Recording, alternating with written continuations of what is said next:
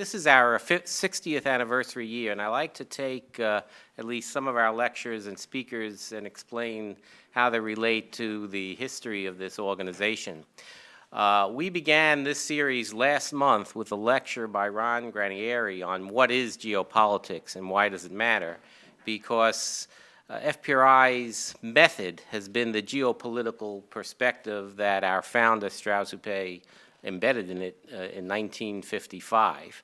Ron did a great job explaining even the thinking of Robert Strauss-Hupé, but it occurred to me he never actually met Strauss-Hupé.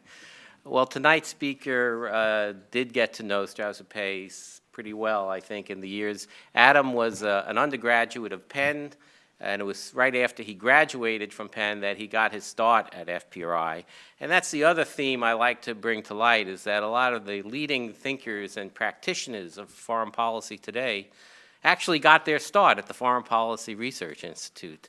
Adam worked here for many years and then went on to serve on the U.S. National Security Commission for the 21st century. I believe they issued their first report in April 2001, where they started talking about the need to strengthen our homeland security. That was a term that was not used in April 2001. It only became useful in September 2001. Adam went on to serve as editor of the National Interest magazine and is now the editor of the American Interest magazine, two very important magazines in the larger foreign policy discourse. And in between, he served as a speechwriter for Secretary of State Colin Powell and then for Secretary of State Condoleezza Rice. We've asked him to take up the theme of geopolitics dealing with the Middle East. Next month, we'll be looking at the geopolitics of Europe, and then the following month, the geopolitics of East Asia. But there's a lot going around in the Middle East, if you haven't noticed. And it's actually very hard to tell who's supposed to be on whose side, but there's nobody really better to explain kind of the chessboard that makes up the Middle East than my old friend and colleague, Adam Garfinkel. So please welcome Adam Garfinkel. Hello, everybody. I see several familiar faces, including some who've already heard this talk or part of this talk before, which I regret, but can't do much about. Alan asked me if I would say a word or two about Robert Strauss-Hupé, and I'm happy to do that. But before that, it's obviously St. Patrick's Day. There's a little green in my tie here, you know. And I thought it was obligatory to tell an Irish joke. Now, most Irish jokes are made up by English people, and they're not very nice. They're kind of the equivalent of an American Pollock joke. So I won't tell one of those, but there's another joke I know that's not like that, and I rather like it because it features a dimension of this civilization which is quite dear to my heart, and I'm sure dear to many of your hearts. So the story is told about a fellow named Patty who doesn't have a job. And so he tries to get a job doing construction, and he persuades the foreman to let him have a job. So he goes down in the pit, and he's working down there for an hour or so, and the foreman is watching him. And the foreman sees that he doesn't know a damn thing about construction. So he goes down there after about an hour and he says, "Patty, what the hell is the matter with you? You don't know what you're doing. You don't know the difference between a girder and a joist." And Patty says, "Oh, but sure I do. Girder wrote Faustus, but Joyce wrote Ulysses."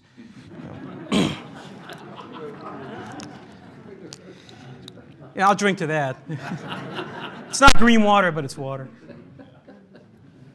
Anyway, Robert Strauss-Hupé was one of the several mentors of mine at the Foreign Policy Research Institute, and of course at Penn as well over the years.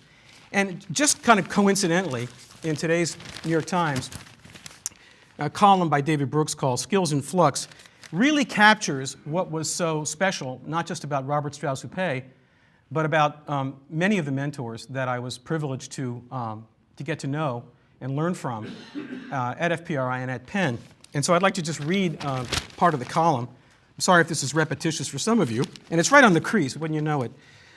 He's talking about skills that reverberate with the times that we live in. Skill sets are changing because the world and technology is changing, and this is what David Brooks has to say. People who can capture, come on, crease, Amorphous trends with a clarifying label have enormous worth. Karl Popper observed that there are clock problems and cloud problems. Clock problems can be divided into parts, but cloud problems are invisible emergent systems.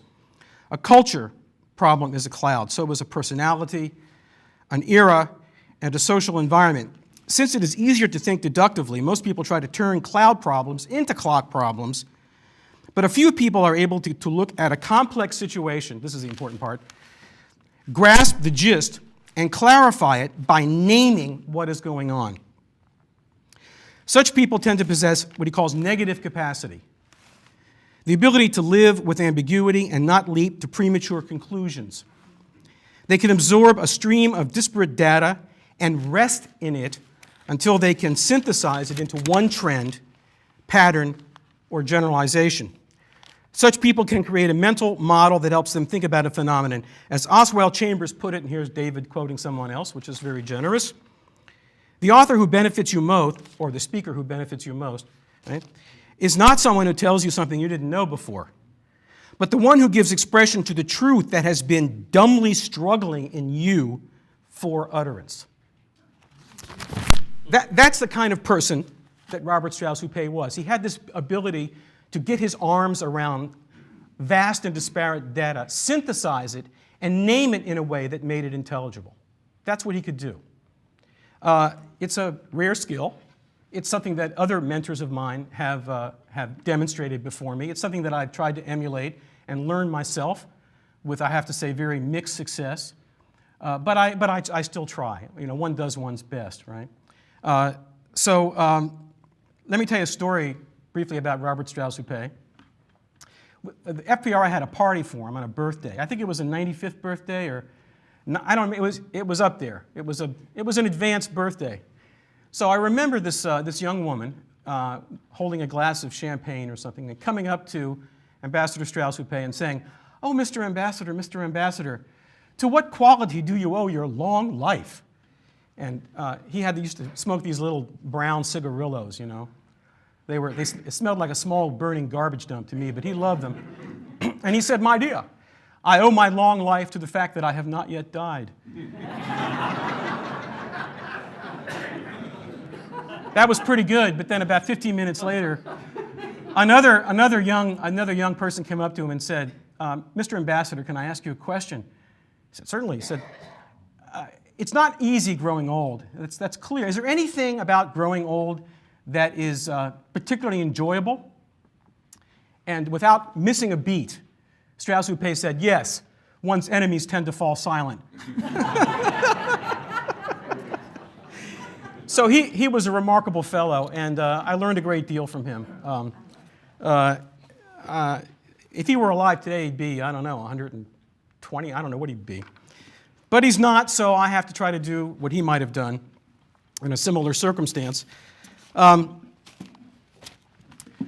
geopolitics theme is, of course, very important. Knowing where things are, knowing where water is, knowing where mountains is, all that kind of stuff is very important. But not everything about the world turns on geopolitics, and so I hope I don't disappoint you by saying that there is a geopolitical dimension to what's going on in the Middle East today. It has two variants. There is a geopolitical reality to what is going on inside the region, all right, which is shrouded by a series of other complicating variables. For example, religious sectarian division, ethno-linguistic cleavages and division, historical baggage that goes back many millennia. So it's not just about power vectors and where the armies are and where the oil is and where the money is. Even within geopolitics, in a kind of a simplified way, there's a whole array of variables that interact within a geophysical environment or framework. But then in addition to the geopolitics within the region, there's a geopolitics of the region. In other words, how does the Middle East look, geopolitically speaking, what's the view from home? How does the United States government look at the relative importance of the Middle East? What kinds of problems and opportunities are there in the Middle East, and how does it interact with Europe and the Far East and other parts of the world?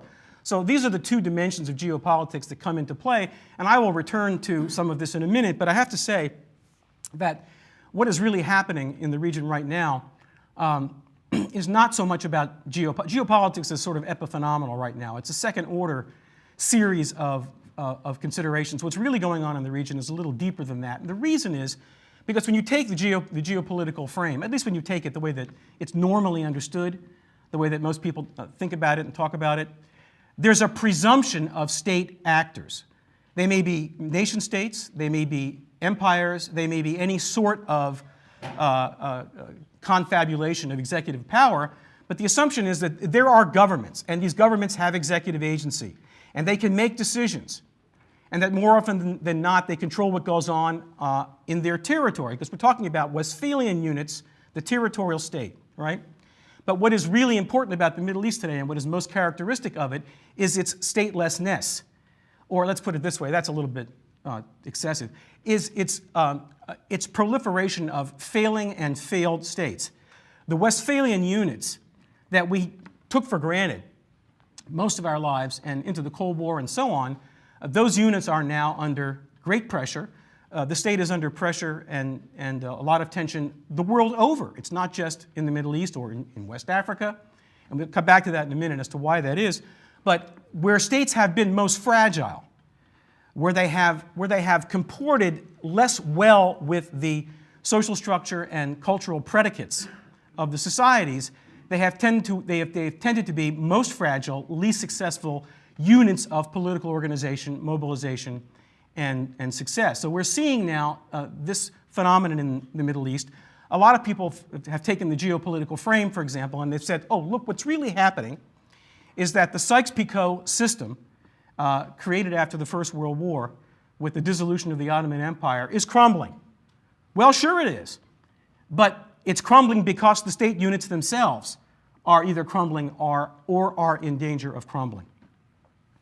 There are now 4 Arab countries that, for all practical purposes, don't exist anymore as states: Syria, Iraq, Yemen, and Libya. And this has all happened within the course of a couple of years. And it's very important to keep the vocabulary straight. When I say that these countries no longer, these states no, I don't mean the countries don't. Of course, the countries exist. The same sandstone rocks are there. You know, a country is a place.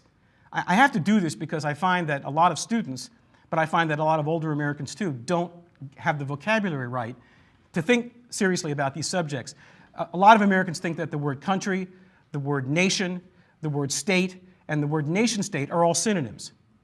But they're not. If you just look at a dictionary carefully, you'll see that they're different things. A country is a place. The Westphalian state has territorial designations. That's a place.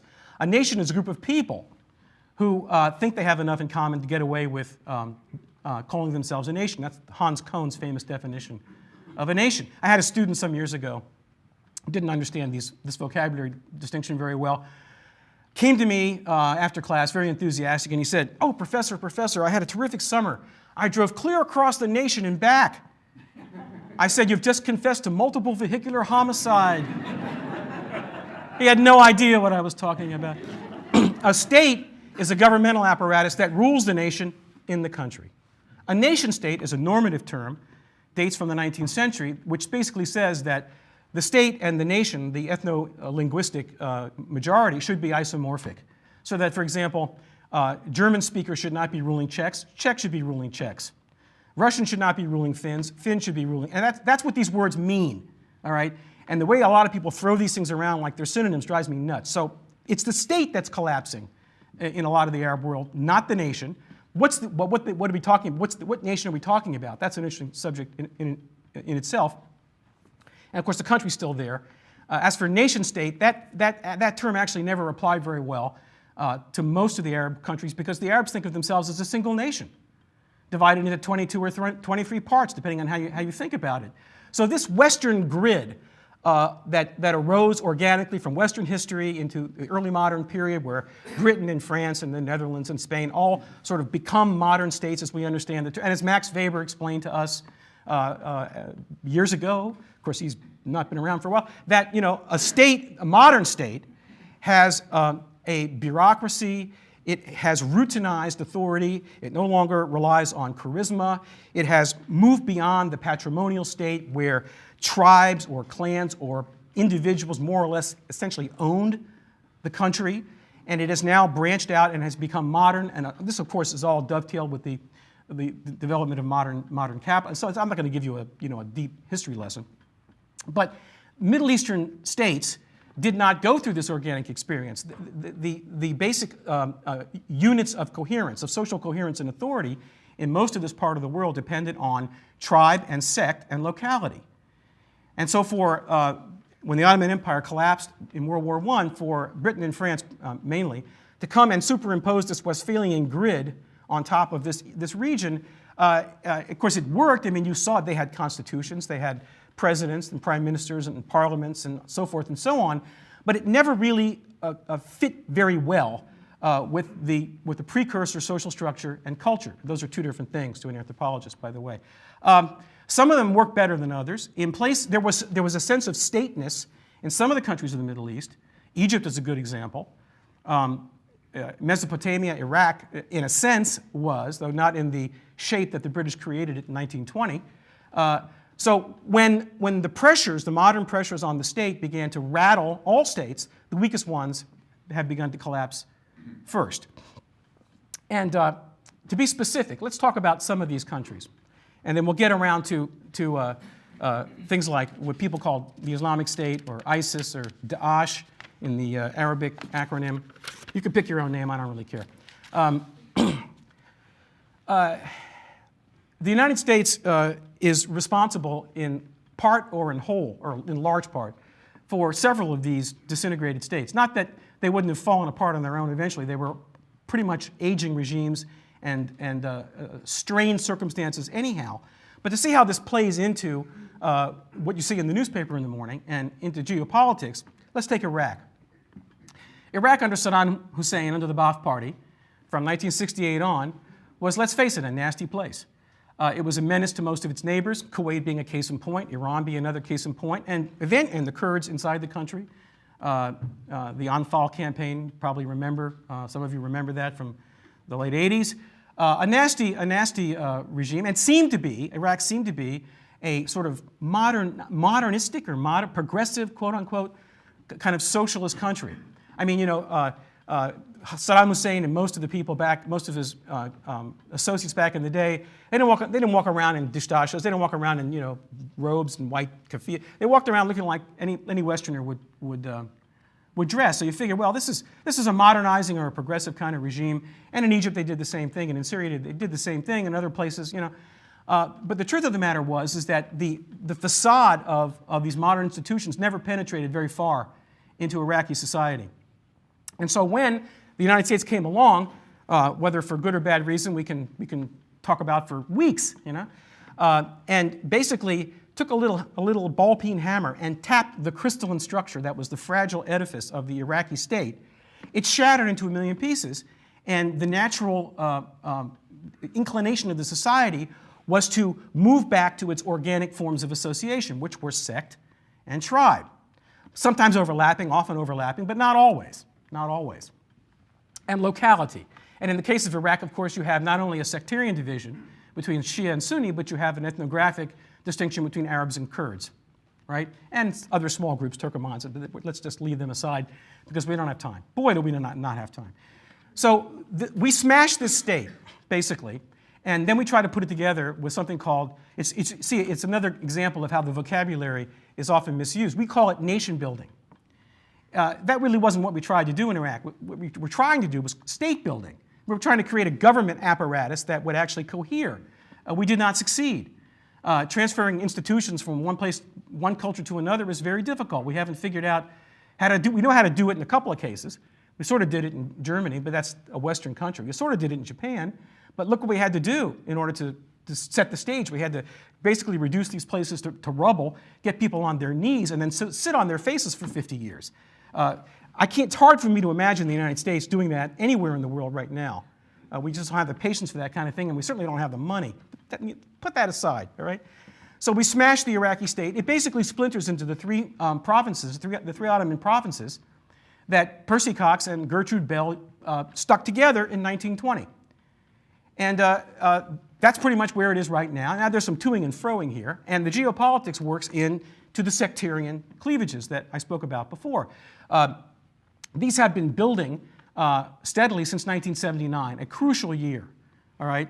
I would love to tell you why 1979, but just telegraphically, that of course was the year of the Iranian Revolution, which brings Islam, and in particular Shia Islam, into the picture big time. But that's also the year, because of the second quadrupling of oil prices, that provides Saudi Arabia with a tremendous amount of revenue, part of which it uses to proselytize the Wahhabi version of Sunni Islam, which before that was a minoritarian trend, legitimate under the tent of Sunni Islam, but a minoritarian stream of thinking about Sunni. But thanks to Saudi money and other causes, which I hope I'll get to in a minute, the balance within the Sunni Islamic establishment is now tilted more towards Salafism, more to Wahhabi kinds of thinking, more toward Ibn Taymiyyah, away from Ibn Rushd, Ibn Ghazala, if you know your Islamic medieval history. I'm sure all of you do.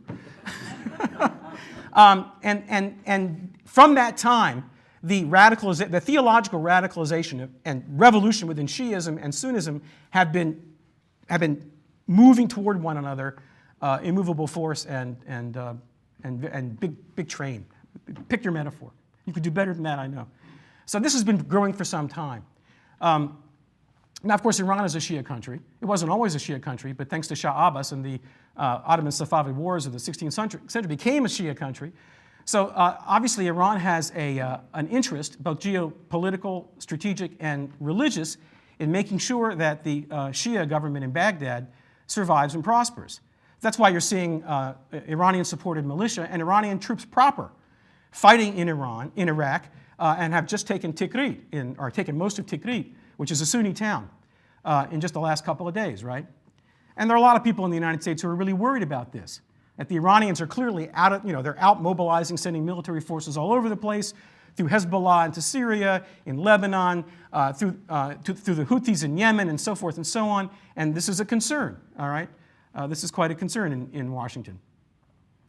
But ISIS starts off, it really starts off as Al-Qaeda in Iraq. You remember Abu Musa al-Zarqawi, that telegenic fellow.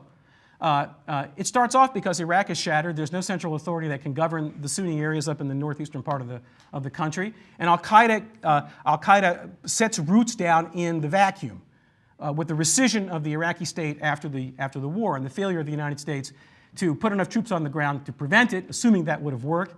I don't know. In the short term, it would have worked probably, but how long we felt like keeping, 180,000 troops on the ground, another subject. And so that's how it started. Now, what happens next? Well, what happens next is that we have the Arab Spring. I won't go into the so-called Arab Spring. I won't go into that. Don't have time. But obviously, it creates another failed state in Syria. It starts with a civil insurrection. It ends up with the regime brutally suppressing not just the rebels, but all the civilian populations, the Sunni populations that support them.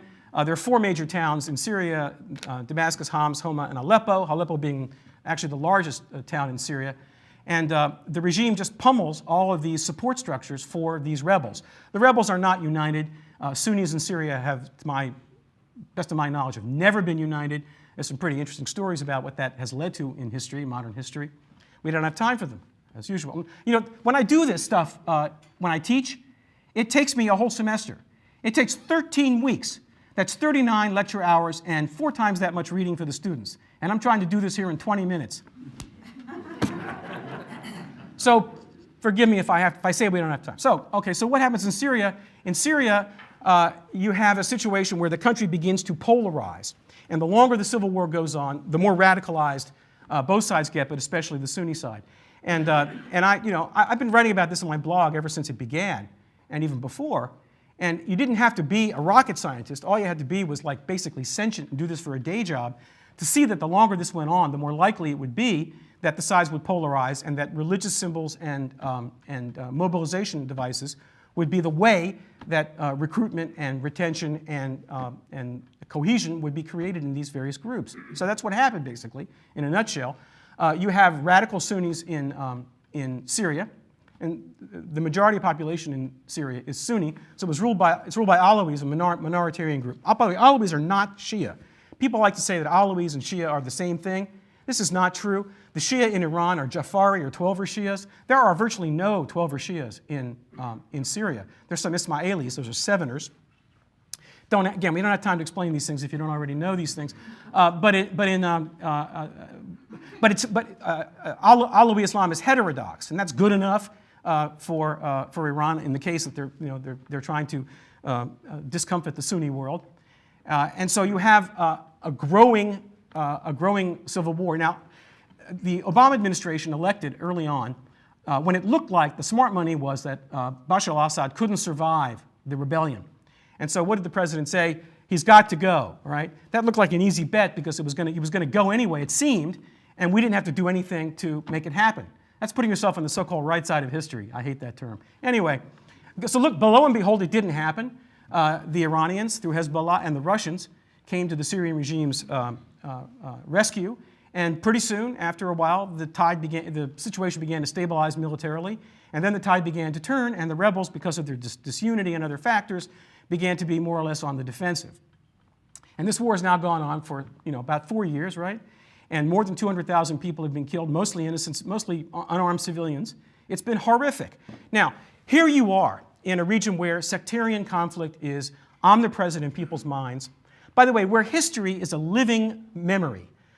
In the United States, when you talk about, we're moving forward again to the Second Battle of Karbala. Well, the first Battle of Karbala took place, if I remember correctly, I was there, of course, on October 10th in the year 610, all right? When you say that kind of thing in the United States, people think you fell out of a tree and hit your head. Anything that happened before 1776 just doesn't exist for most Americans. This is the only society in the world where when we say that's history, we mean that's irrelevant. This is not the way people in the Middle East think. These memories, these historical memories are active in their minds, all right? So in the case of Syria, what happened? Common cause was made between, it was al-Qaeda in Iraq, but it moved away from Ayman al-Zawahiri, and it became an independent, sort of a renegade, even more radical group than al-Qaeda, if you can imagine, all right? And there was an affinity here, both ideologically, but also an affinity in terms of tribe. If you look at a map of where the Iraqi-Syrian border used to be, there are some very large tribal confederations that spread on both sides of that frontier.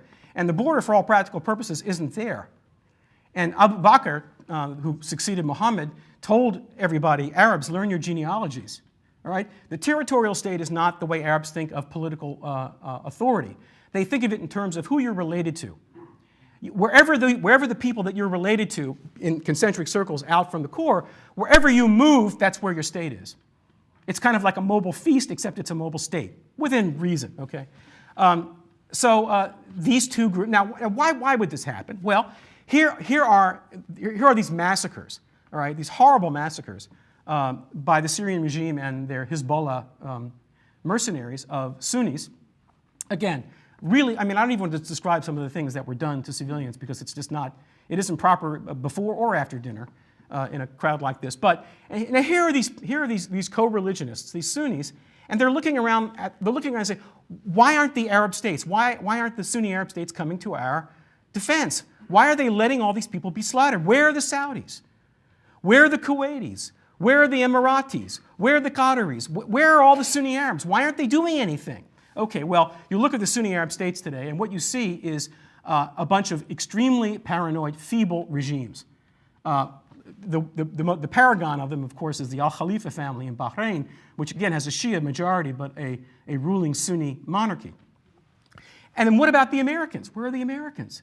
The Americans come to the rescue, right? It's the Lone Ranger, it's Silver, it's the White Horse. Why don't the Americans come and stop these massacres? They stopped them in the Balkans, stopped them in Kosovo. Why don't they come and stop the massacre? Well, there are a lot of theories about that. But whatever the theories were, we didn't do anything. The administration considered the circumstances and decided that it was a bridge too far. It was a slippery slope, and I sympathize with the concern. It's very easy to put forces in a place. It's not so easy to get them back out again or to do any good politically once they've been there. Our military is superb at making noise, breaking things, and killing people. All right? It's not so good as I say, at building institutions and leaving a place better than it was before. And unfortunately, our diplomatic toolkit is a little bereft of non-kinetic ways to do these things. I mean, we even sent the military off to West Africa to fight Ebola. Now, that's a sign of antecedent error. When you've got to send the military to do a thing like that, you have no expeditionary medical corps. Something is the matter with the structure of how you do things, right? But that's a side point. We don't have time for it. Okay, so the Bush administration, by doing too much too fast in Iraq, shattered the Iraqi state. The Obama administration, though for understandable reasons, was too passive at an early stage in Syria and allowed the Syrian state to dissolve and then to become radicalized. And out of the twin vacuum, you get ISIS, or the Islamic State, or Daesh, or again, whatever you want to call it. There's another factor, though, that I really think I need to mention here. It's a deeper factor. Yes, the United States was partly responsible for the destruction of the Iraqi state from 1920. Yes, it was partially responsible for the destruction of the Syrian state, dating from, really 1943, not that old. But there's another level of disruptiveness that I think I would like to point out. During the Cold War, the United States thought of itself, and its allies thought of the United States as a status quo power. And from a geopolitical, see, I get to use the word, from a geopolitical point of view, the United States was a status quo power. We wanted to keep things the way they were. The Soviet Union and its allies, they were the revolutionaries pushing on the liberal world order that had been created under American aegis after the Second World War. But we weren't a status quo power in terms of culture and economics. The churn of American creativity, the worldwide span of American business activity, the juggernaut of change that American society is affected just about every nook and cranny of the world. The authority structures, the patrimonial societies in what we used to call the third world, Middle East, West Africa, other places, were shocked by these changes and are still trying to adjust to them. So part of the explanation for the so-called Arab Spring, aside from food prices going up because of this ethanol fraud, but that's another story. I haven't got time for that either. Part of the reasons for this is just the swamping of the entire, sort of the colonization of the entire world by American corporate and cultural energies. Created, well, we call them generation gaps, right? Created generation gaps in a lot of these countries. People stopped respecting their elders, and when that happens in a patrimonial society, all hell can break loose. And you see this very vividly in the context of the so-called Arab Spring. For example, in Egypt, when the Egyptians had an election, of course they elected Mohammed Morsi. That was too bad. That didn't last too long. But what you saw was something quite remarkable. Outside of Cairo and Alexandria and Luxor and the larger cities in Egypt, the way it used to go was the patriarch, the elder tribal figure, the sheikh, whatever, it would tell everybody how to vote. Not that these elections were really that open and free anyhow. They were kind of like ratification processes of the military bureaucracy in Egypt. But what you saw in the most recent election was that people didn't do that. Young people said, you can't tell me who to vote for. I'm going to vote for who I want to vote for. Women were saying, I'm going to vote for who I want to vote for. I'm not going to vote for who my father or my uncle or my grandfather tell. That's revolutionary in Egyptian society. Why is that? Because there are American TV shows and there are American movies and there are European shows, and it's all flooding through with all of the new technologies and the internet and the social networking. All this stuff is coming through to younger generations throughout the Arab world and throughout the rest of the Middle East, and it's making a difference. This is making changes in the culture at the same time that the international economy is creating changes in the social structure. Again, to go back to anthropology, anthropologists distinguish between social structure and culture. They're related, of course, but they aren't the same. Don't have time to talk about that either. So here we are, the United States, by doing too much and too fast in Iraq, and then by doing too little or not too late in Syria, essentially have created at least the potential for ISIS. And don't forget, ISIS is not a strong organization. In the beginning, when it took Mosul in June, and shortly thereafter, it had order of battle of something like, there were estimates that were wildly all over the place, but the estimates of something like 30,000 soldiers. And these are 30,000 soldiers with no air force, with no APCs, no artillery, no tanks, pretty much no nothing.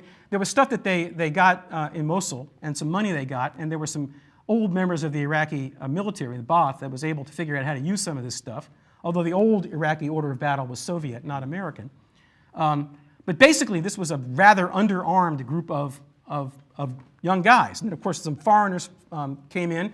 Estimates anywhere between 5,000 and 8,000 foreigners have come into what is the territory of Daesh, or the Islamic Caliphate, which, by the way, is not small by one measure.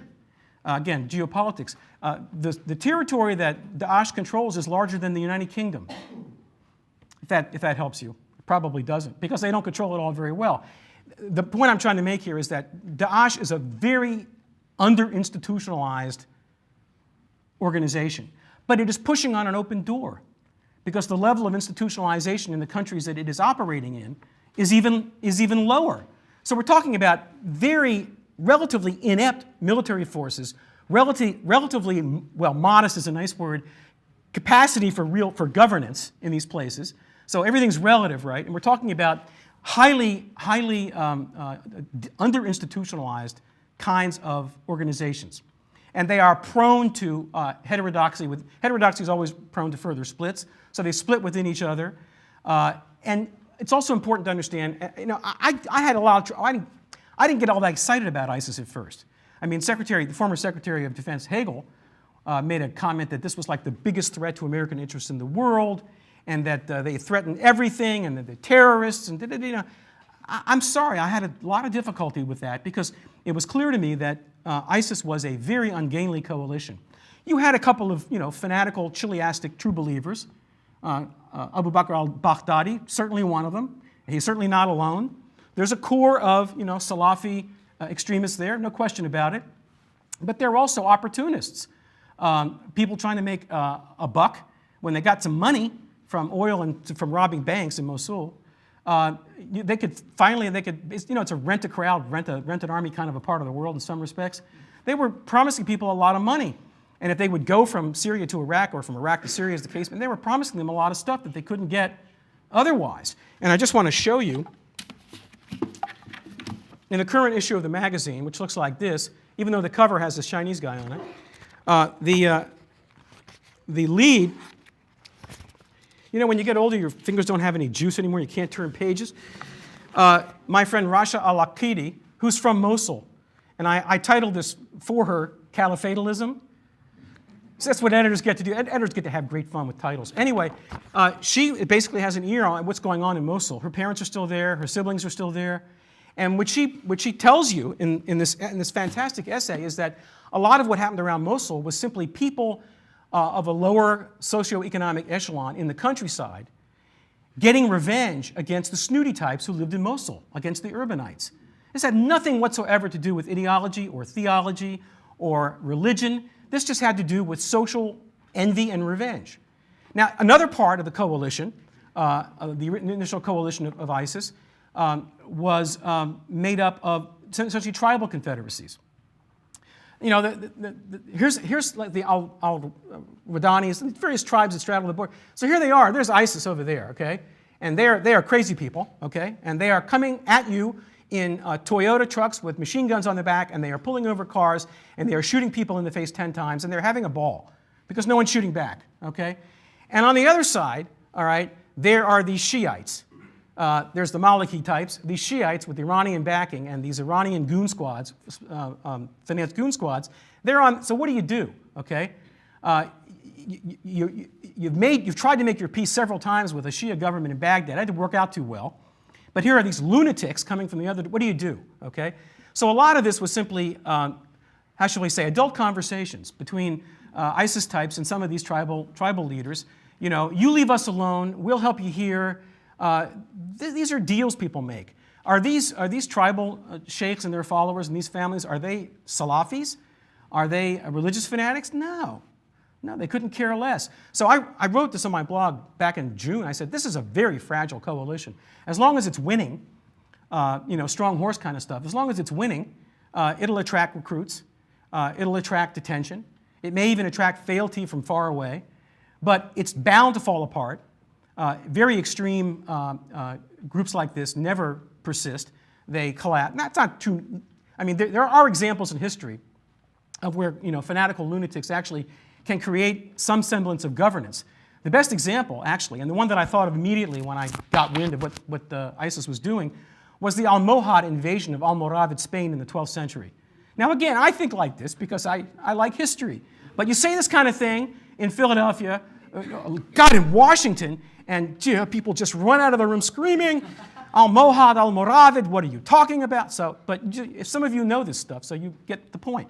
The Almohads were Berber lunatics who just came in and just trashed Cordoba, which was, at that time, a beacon of tolerance and civilization and coexistence between Muslims and Christians and Jews and so on. Well, that's the way it goes. So that's when I saw ISIS, that's what I thought of. And I also thought of that this was a revitalization movement, as the anthropologist Anthony Wallace wrote about back in 1956. Professor Klausner will know this. But in Washington, of course, this was not a revitalization movement. And when the president talked about this in September, he said explicitly, this is not a state. ISIS is not a state because no other state recognizes it as a state. And I thought to myself, yeah, he needs to go back to graduate school and take some social stuff. Yes, it is. It is a state building. It started out as a state building project. A pre-modern one, yes. Was it a prophetic, apocalyptic, millenarian, chiliastic one? In some respects, yes. All right. Was it a terrorist organization? What terrorist organization do you know of that tries to secure and hold state-scale territory? Can you think of one? I can't. All right. Now, ISIS certainly used terrorist tactics, but so does everybody. Hakarat Hazm, our guys, our so-called moderate guys in Syria, which no longer exists because it was destroyed by al-Nusra, Jabhat al-Nusra, they also used very nasty tactics and kill civilians whenever they think it's to their... Everybody does that. It's a tactic, right? But we have come in this country in the last couple of years to, in our Manichaean brains, to boil everything down to this terrorism filter. Terrorist means bad guys. Anybody else means not so bad guys. Possibly good guys, not really. Just not so bad. We use this filter to distinguish and decide who was on our side or might be on our side or might not be on not their side. It doesn't work. This is a category error. This is language wrongly applied. All right? ISIS was and remains a state-building enterprise, except it can't govern, for reasons I mentioned. It can't keep its coalition together. And as soon as it starts to lose territory, which it lost in Kobani, thanks to the Peshmerga, and which it's losing now in some of the Sunni areas of Iraq, thanks to the Iraqi army and the Iranians who are helping them, then the sheen very quickly fades away. And all the European recruits and all the other recruits will want to leave. And some of them have tried to leave, and you know what? They've been shot for trying to leave. So this is a meteoric, and I think will be a relatively quick-lived phenomenon. It won't go away. It won't disappear. And there's still two very difficult operations to be conducted in order to finally put pay to them. And it's going to take boots on the ground to do it. All right? One is Raqqa, and the other, even more formidable, is Mosul. Now, taking these two towns, a serious military force can take these towns. Raqqa, of course, the ISIS recruits sort of melted into the population. They're not wearing uniforms. You can't tell who they are, right? So they're not a regular army by any stretch of the imagination. So it's not easy to root them out, but you've got a lot of help there, all right? You've got a lot of Sunnis now in Raqqa who are damn tired of these crazy people, smashing antiquities and raping Yazidi women and doing all kinds of things that a good Muslim obviously would never do, all right? Now, Mosul's even more difficult because there are Kurds nearby, there are Turkomans and so forth. The real problem is not ridding Mosul of Daesh troops. The real problem is what do you do once you've done that? All right. In the beginning, as Rasha explains, when the ISIS types came to Mosul, they didn't say we're ISIS. We're the guys who tromped in Fallujah and Ramadi a year in 6 months before Mosul fell. All right. They were already on my radar. All right. They didn't say they were ISIS. They just said they were Sunni rebels fighting against the wicked Maliki Iranian-inspired government in Baghdad. And so they were welcomed, not welcome, but they were certainly tolerated. It was only a couple of weeks later when they started, issuing these fatwas and edicts that, made them look like they were rushing madly from the 7th century into the 8th century. And the Sunni aristocracy in Mosul said, whoa, wait a minute. These aren't friends. These people are nuts. These people are combination platters missing a taco. And so there's a lot of very bad blood against ISIS in Mosul. So there will be people who will fight them if they're able, if you can get weapons. But that's not the problem. The problem is what happens when ISIS is destroyed in these towns. How do you create a government? Do you think people in Mosul want the Shia government in Baghdad back to rule them? I don't think so. What this actually means is that the disruption is a long-term problem. It will take it will take on many faces as time goes on. But here the American policy is based on an assumption. It's based on a Westphalian assumption. And that is once ISIS is destroyed in Iraq, there can be a political solution to Iraq's divisions, and there will once again be a territorial state called Iraq in the borders we knew it as before March 2003, and in Syria, once there is some kind of resolution to the Syrian civil war, and Bashar al-Assad, one way or another, is shown the way out, shown the door in Damascus, then we will have a Syrian state that, again, looks more or less like it looked between 1943 and March of 2011. Sorry, folks. These states are gone. They are gone, and they are not coming back.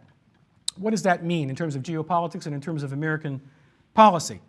It means two things. First of all, ISIS has been very telegenic. They cut off people's heads who get caught in the wrong place, but they are not as much of a threat geopolitically as Iran is, as an Iranian nuclear weapon is. As Iran is a state that does control most of its own territory. We could do something about that with its Kurds and its Azeris if we wanted to, but we don't yet much want to. Iran is a state. It coheres. And therefore, in the face of all these other states that are falling or have crumbled, it looks pretty formidable. From a geostrategic point of view, Iran is a much more dangerous country than Daesh or ISIS. It's just not as telegenic, because it's not as stupid. It's not as fanatical, at least not in public. But the second thing that it means is the state structures that created the modern Middle East, that is the post-World War I Middle East, it's not coming back. So what will happen to these places and these people and this territory? This is another lecture, which we don't have time for. But let me just mention to you that between roughly the rescission of the Mongol armies from this area in the beginning of the 1300s until the arrival of Suleiman the Magnificent, the Ottomans, in about 1522, I think it was, 1517, somewhere. For a couple of hundred years, this was basically a place where there was utter chaos. Some of the larger cities had local government, but out in the hinterlands, you paid your tolls, your extortion rates to raiding tribes. It was basically an ungoverned zone, a gray zone. And it's a place where terrorists and other ne'er-do-wells and narco-criminals, and you name it, can make hay. And so that is the kind of Levant, anyway, that we may be looking at, not to speak of Yemen and Libya, which are in similar circumstances, if not worse. So we are looking ahead toward a kind of a 2 or 3 speed world. A place where there are states and they cohere, a group of states that are in trouble but they are holding together, and a place where the states are simply not holding together. And I wish I had time to explain why, but I don't. My phone is ringing. So again, geopolitics is very important, and we have touched on some of it. But what's going on in the Middle East right now is deeper than geopolitics. It goes right down to the social structures and the social authority structures of these societies. All right. What will come next? Yeah, I don't know. All I know is that tomorrow it will no longer be St. Patrick's Day. Thank you.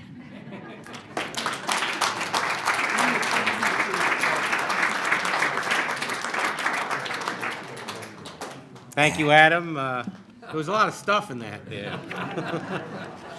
Stuff. We're open for questions. Eli, wait till Eli comes to you with the microphone and direct your question directly into the microphone. Steve Hilkowitz. Based on what I'm understanding you're saying, and maybe I'm wrong, but my understanding is we should actually be supporting ISIS because they are the Sunnis. All of our allies in the Middle East, if there are any, are Sunnis, and all our enemies are Shias. You win a free magazine.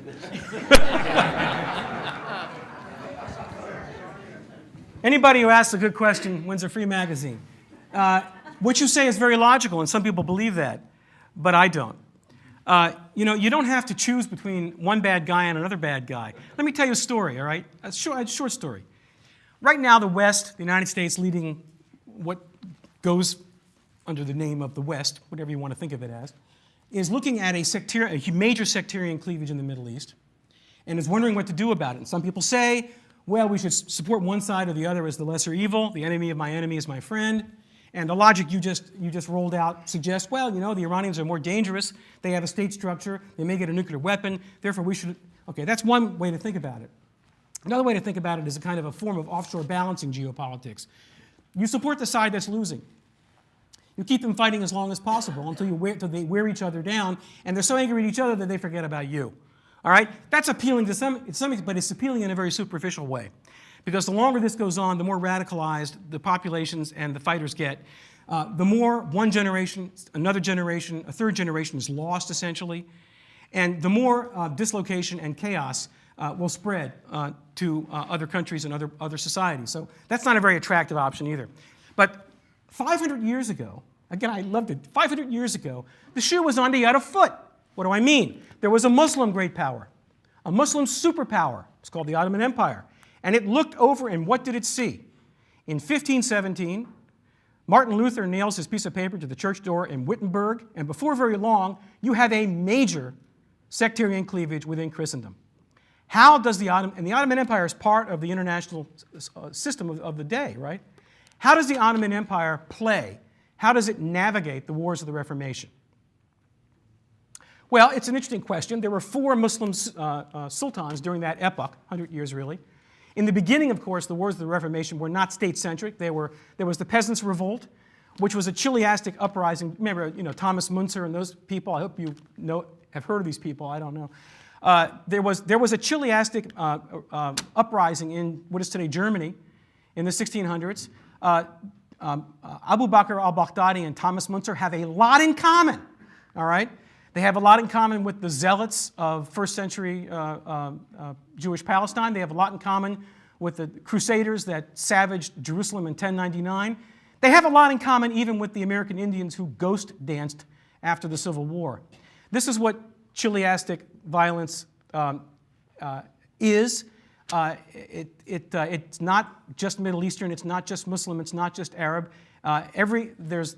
Every major civilization has experienced this kind of problem whenever there has been great upheaval, and religious symbols are always employed to wage these kinds of fights. Some people say it's irrational. Well, what's irrational to some people depends on the circumstances, doesn't it? So it's not an either-or chocolate vanilla cowboy Indian kind of problem. We don't really have to support either side. We don't actually have a dog in that fight, to quote James Baker when he talked about the Balkans years ago. It's a little more complicated than that. It seems to me that what you have to do is not make very broad generalizations or jump to conclusions, but to look at each circumstance in each case for what it holds. Doesn't mean you shouldn't think strategically. You need to do that, okay? You need to try to get your arms around the whole situation. But this is extraordinarily complex. It's going to take many decades to play out, all right? So we should be very deliberate and very patient. And in this sense, I have nothing but I want to give nothing but credit to President Obama, who counsels strategic patience.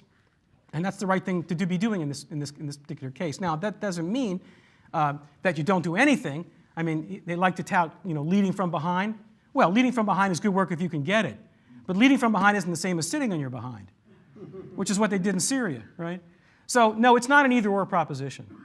It would be so simple if it were, but it's not. Next question. Churchill had this statement that's the wrong that book. that the optimist looked at every difficulty as an opportunity, and the peasant looked at every opportunity as a difficulty. This looks like a very good opportunity for Iran, and Iran has already jumped the fence by supporting Sunni groups, so like Hamas. She agrees, So the yeah. question I would like to ask you is, what's Iran's role in this thing? And is Iran really fighting ISIS, or is this a ballet? Okay, Iran no longer supports Hamas. They are really on the outs with one another, and that's hurt Hamas a lot. And one of the reasons Hamas started a war not that many months ago was because it was broke and it had to attract funds. And the way a group like that attracts funds is that it kills Israelis, right? So they're not supporting Hamas anymore. Hamas is a Sunni group. As I said before in my talk, a lot of people are worried now seeing Al-Quds brigade types, on the outskirts of Tikrit. And they look around, they see Iranian machinations in Yemen with the Houthis. Not exactly a typical Shia group, but nevertheless close enough for government work, They see the Iranians with Hezbollah in Syria. They see the weapons, so on and so forth. Again, I don't belittle this. It's not something that you want to ignore or make a joke about. But the Iranians are not 10 cubits tall. There are antibodies in the Arab Sunni world against Iranian influence. So there are inroads that Iran is making right now in several Arab countries. But there are inroads that other governments with money are making too, like the Qataris. The Qataris and the UAE, which is right next, they're on opposite sides of the civil war in Libya. I mean, the UAE has even bombed Qatari clients using Egyptian airfields. I mean, what we're seeing in the Arab world right now is really unprecedented. I mean, you haven't seen Arab countries use military force against each other since the Yemeni civil war, where Egyptian and Saudi troops fought in Yemen in 1962, 63. It's been a long time, so we're really in a different ballgame here. Of course, one of the reasons for that is that the United States' grand strategy is really, we're in the security competition suppression business, right? That's what our grand strategy has been about, first in Europe, then in East Asia, and then laterally, instrumentally, in the Middle East. When the United States is not there, and we don't suppress security competitions, guess what? They don't get suppressed, and people go kinetic, and that's what's happening now, and that can get dangerous, okay? Countries that feel like their protector, and superpowers are in the protection game, basically. Their protector is like gone on a Viennese lunch break, let's put it that way. They do one of two things. They either genuflect to the power that can hurt them, or they engage in sometimes very dangerous forms of self-help. One of the very dangerous forms of self-help that the Iranians are causing, all right, by what they're doing and our strategic patience, our lack of engagement, is that there's a long-standing understanding between Saudi Arabia and Pakistan that if the Iranians get nuclear weapons, or the Turks or somebody else gets nuclear weapons, Pakistan already has nuclear weapons, right? And the Saudis can rent them and rent Pakistani crews to shoot them at people, or at least to deter other people from shooting them at Saudi Arabia. The last thing anybody in their right mind should want should be the insertion of Pakistani military power, nuclear weapons, into the heart of the Middle East. But that's the kind of stuff that happens when the big boy on the block is not spanking its clients and trying to basically keep everybody from having a laundry problem. You know what I mean? The Iranians will find themselves at a certain point highly unwelcome in Sunni populated areas. I'm even hoping that, I talked to Paul Kennedy the other day, he made me think of this. I'm even hoping that the Iranians will overextend themselves and bring their regime down from overextension. It's happened many times in history. I mean, some of the mullahs, Ayatollah Khamenei being one of them, but maybe his successor, who, according to the recent discussions, might be even more radical and messianic-minded than he is. He may think that he's bringing on the Messiah, the end of days, the Mahdi, the occluded Imam is coming back and history will end and all. I don't know if they really believe this stuff or not, but stranger things have happened. I mean, Christians a couple of centuries ago believed that more, right? If that's what they think, and they're not thinking strategically, but they're thinking chiliastically, they could easily overextend themselves and trash their entire regime, and wouldn't that be wonderful? All right? That wouldn't solve the problem, wouldn't solve all the problems, but it would help. It would really help. So do I lose sleep over Iran? I lose sleep over a lot of things, because I'm to that age, I'm to that age, right? Just to be more, I'm to that age where as a friend of mine has put it, I'm too young for Medicare, but I'm too old for women to care. Right? So I lose sleep. I get insomnia. So when I'm awake at night, worrying about, do I worry about the Iranians? Do I worry about an Iranian nuclear weapon? No. Do I worry about ISIS? No. The only existential threats to the United States are the things that we're doing to ourselves right now. That I worry about. I have 2 grandchildren now, right? Talking. 2 grandchildren. That's why I worry about it. I worry about things that are going on here. If the United States had not invaded Iraq in 2003, Who's talking? Oh, could you pass that magazine would back? like Everybody, that magazine. you're picking on people in the back of the room. I got to walk all the way back there. Go ahead, sir, please. if the United States had not invaded Iraq in 2003 and left Saddam as a bulwark against Iran, would we not be better off? And I say we, I mean the Western world. Well, that's a counterfactual.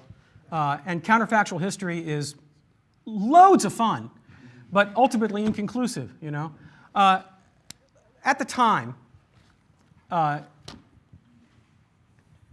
me put it to you this way. I don't want to refight the Iraq War. We don't have time. There was a national security case for invading Iraq and getting rid of Saddam. But to say there was a national security case doesn't mean it was the only consideration. Right? When you start a war, you've got to think about not just stage one, stage two of how you deal with an enemy kinetically, but how this is going to end up politically and otherwise, and geopolitically. All right? This was not thought through very well, to put it mildly. Okay? There was a plan, all right, and had the plan worked exactly as sketched out by the Defense Department, well, things might have gone pretty hunky-dunky. But there was no plan B in case plan A didn't pan out. All right? And another FPRI alumnus, a guy with whom I shared an office at a different site back in 1972, still a friend of mine, Douglas Feith. I said, Doug, where the hell was plan B? He said, Adam, plan A wasn't even that tightly wrapped. There was no plan B. But the Defense Department never wanted to occupy Iraq. This is the great irony of that war. Nobody in the U.S. government, not the White House, not the State Department, not the CIA, not the defense, nobody wanted to occupy Iraq because we knew what would happen. There would be an intifada, Iraqi-style intifada. Everybody knew that. So the great irony, you know how you can prove that nobody wanted to occupy Iraq? Nobody budgeted for it. It was around the time of the year where people were putting in their supplementals and their budgets, right? If anybody had really wanted to occupy Iraq, they would have budgeted. Nobody budgeted for it. That's proof in Washington, because a budget is the most political document in the city. So the irony of the thing is we ended up doing it anyway, all right? Now, there were lots of reasons, different kinds of reasons why people wanted to do this. I was ambivalent about it. I wanted to know how the movie ended. I wasn't interested only in the way in. I wanted to know what the way out was going to be. And nobody could tell me that. So, I kind of I didn't really know what to do. In retrospect, sure. The idea was, okay, we've got American forces in Afghanistan on one side of Iran. If we occupy Iraq, we've got American forces on another side of Iran. That kind of pressure could resolve a lot of problems. We could make them say uncle. We could do, and by the way, right after the successful toppling of the Ba'ath government, there were messages from the Iranians via a couple of intermediaries, basically saying, okay, let's talk, let's cooperate on Afghanistan, and we basically told them to go to hell. We thought that we had them in an anvil. We thought that we could get more concessions out of them, but of course that depended on the uprising not happening, and it depended on, what was the sign on that ship that the President Bush stood on? Mission, yeah, thank you. It depended on that actually being true, which of course it wasn't. So counterfactuals are fun, I don't know. Certainly, the idea that if you get real up nice, close, and cozy with the Iranians, with military forces on two sides of them, they'll be a little bit better behaved. Geostrategically, that's not foolish. But if it goes wrong, then what happens? Then what happens is they do whatever they want. We have trouble stopping them for a variety of reasons. And look where the Fifth Fleet is based. It's based in Bahrain. Look where Al Udeid Air Force Base is. It's in Qatar. There are lots of American sailors and soldiers within range of Iranian missiles if we end up getting into a fight with the Iranians, which I personally think is probable. Because arms control deals, even if they work, don't change reality. They simply modulate its timing and shape, okay? Even if they work. So we might, at some point, get into a fight with the Iranians, and it might be, as terrible an option as it is, it might be the least bad of the options. We don't have time to talk about that either, but I wish those guys weren't there. They're sitting ducks. They're soft targets for Iranian missiles. If we won, if things had gone right in Iraq, right, that had been a force push against the Iranians. But the fact that things didn't turn out that way reverses the situation and makes them essentially liabilities as far as we're concerned. Personally, I would get our sweet military asses out of those places. We have time for one last question. But I got 3 more magazines. Who's got the question? Okay, sir, please.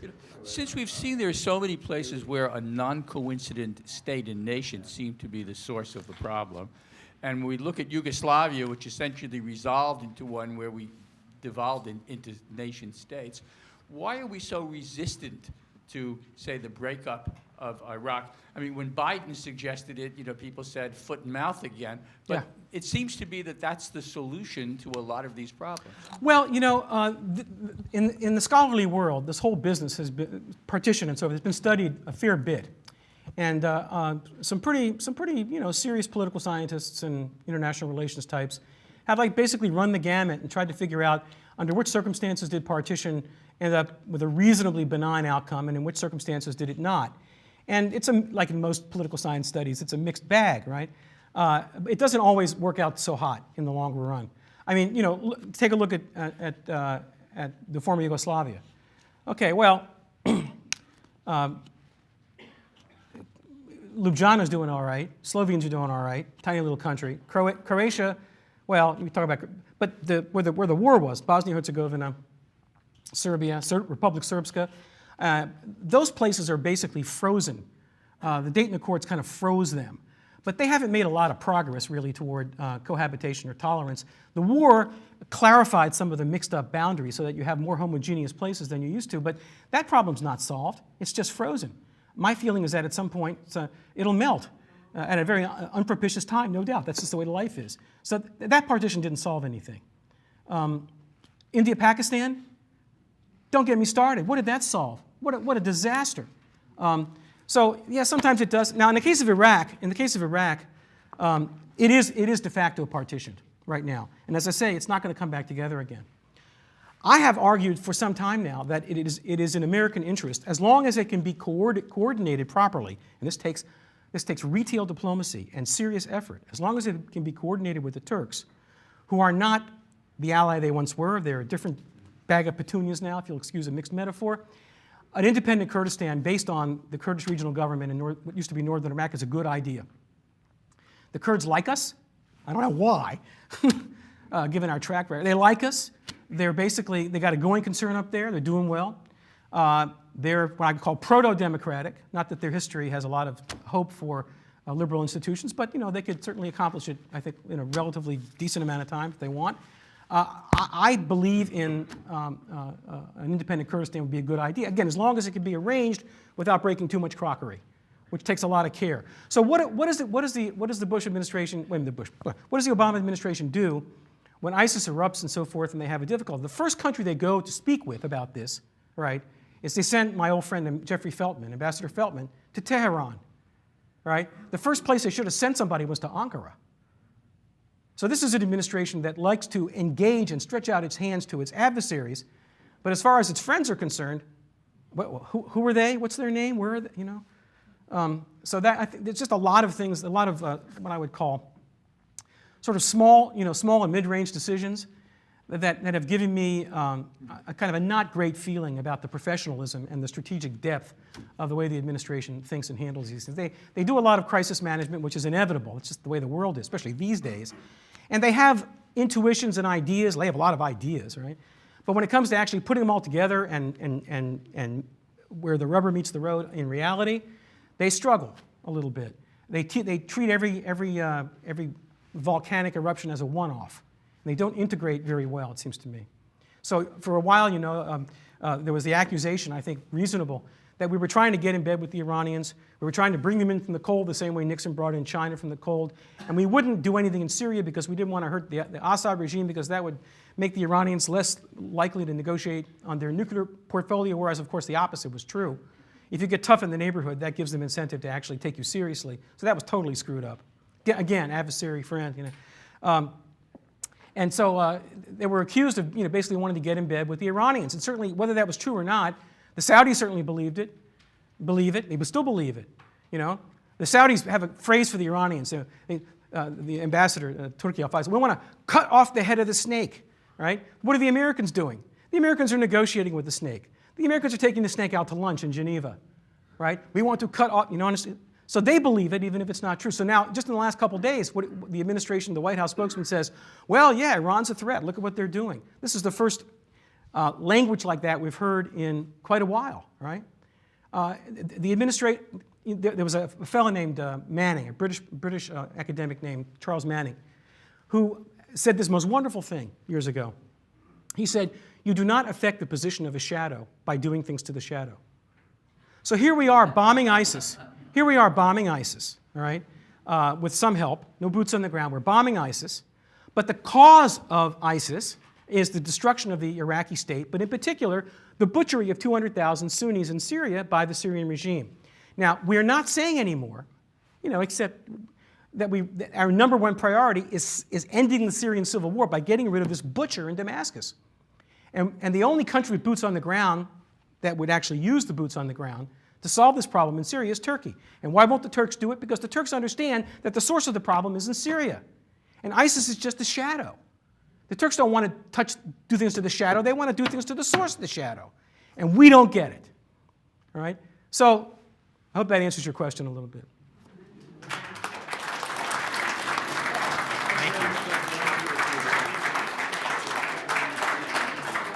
Well, thank you, Adam. I think you clarified a lot of what is in that cloud you were talking about at the beginning of your talk. There was, however, a lot of things you didn't have time to talk about, so there's only one solution. We'll have to have you back here in Philadelphia. Thank you all very much.